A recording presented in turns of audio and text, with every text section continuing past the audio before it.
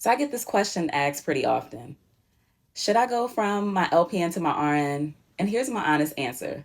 Do what makes you happy at the end of the day. But also, let's talk about what it actually means financially. Because I made the choice and I want to be real about both sides. When I decided to go from my LPN to RN, it wasn't just about the money. It was because I wanted to do something different in my clinical work. I wanted to expand what I do for my patients. I wanted to grow as a nurse. That's a good reason and that matters. But here's what I didn't think about. What comes after I get that RN and that salary bump?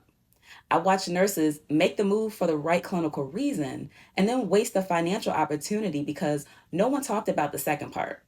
So, yes, do what makes you happy clinically, but also understand what you're actually walking into financially.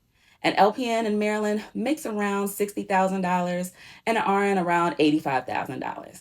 That's $25,000 difference every single year. Over 20 years, that's about $500,000. That's before any growth strategy. With intentional growth and protection, that compounds into a completely different retirement.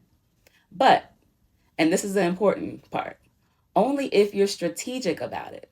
A lot of nurses get the RN bump and they spend it. Same lifestyle, higher income, but a different financial outcome at 65. So the question isn't, should I get my RN? It's, is I'm ready to be intentional about what I do with it because I went from LPN to RN for the right reasons clinically, but I almost wasted it financially because I didn't have a strategy.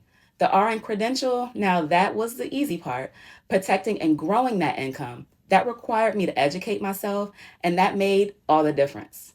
If you're thinking about making that move, ask yourself two things. One, does this align with what I want to do as a nurse? If yes, that's your answer. Number two, am I ready to be strategic about what comes next? Because that's where the real opportunity is. Both matters, not just one.